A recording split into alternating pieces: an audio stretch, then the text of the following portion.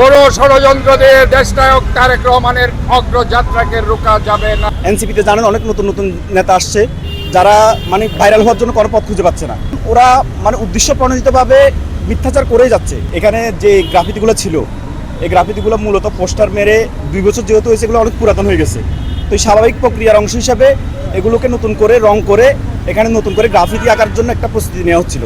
এই সময় এনসিপির কিছু নেতা, এনসিপিতে জানেন অনেক নতুন নতুন নেতা আসছে যারা মানে ভাইরাল হওয়ার জন্য কোনো পথ খুঁজে পাচ্ছে না। এক ধরনের বলা যায় ভাইরাল হওয়ার জন্যই সাজাদ ভাইয়ের বিরুদ্ধে, চট্টগ্রাম সিটি মেয়রের বিরুদ্ধে অনাকাঙ্ক্ষিতভাবে কিছু প্রশ্ন তুলছে। যেমন ওরা মানে উদ্দেশ্য প্রণোদিতভাবে মিথ্যাচার করেই যাচ্ছে। ওরা বলতেছে যে সাজাদ ভাই নাকি বিপ্লব উদ্যানে নাকি 5 তলা ভবন করতেছে ব্যবসায় উদ্দেশ্যের জন্য।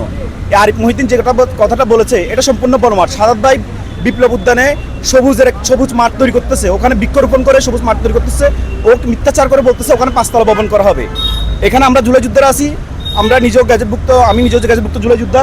এখানে আমাদের ফারান ভাই আছে জুলাই যুদ্ধের নেতৃত্ব দিচ্ছে, আরিফ ভাই আছে জুলাই যুদ্ধের নেতৃত্ব দিচ্ছে, এবং বৈষম্য বিরোধী ছাত্র আন্দোলনের যারা নেতৃত্ব দিয়েছে তারা আছে, ছাত্র দল আছে, গণ অধিকার পরিষদ আছে, সবাই আছে। সবাই বিষয়টা বিভিন্ন সামাজিক সংগঠন আছে, সবাই বিষয়টা উপলব্ধি করছে যে আসলে বিষয়টা কি। সবাই জানে যে এখানে সিটি মেয়রের কোনো দোষ নাই, উনি সর্বোচ্চ ছাত্রদেরকে সহযোগিতা করতেছে। যারা ঘোলা পানিতে মাছ শিকার করতে চায় তারা এটা কখনো পারবে না। আমি বিভিন্নভাবে আপনাদের বলতে চাই, বাংলাদেশ জাতীয়তাবাদী দল সবসময় গণতান্ত্রিক আন্দোলনের সাথে আছে। আমরা মানুষের মৌলিক অধিকার, গণতান্ত্রিক অধিকার রক্ষার সংগ্রামে সব সময় রাজপথে ছিলাম, এখনো আছি।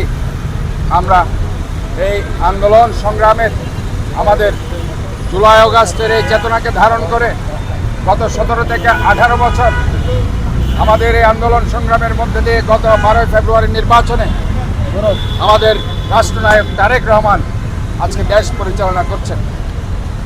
মাত্র 2 মাস হয়েছে দেশ পরিচালনা করার, বিভিন্ন ষড়যন্ত্র আজকে চলছে। আমরা বলতে চাই কোনো ষড়যন্ত্র দিয়ে দেশনায়ক তারেক রহমানের অগ্রযাত্রাকে রোকা যাবে না।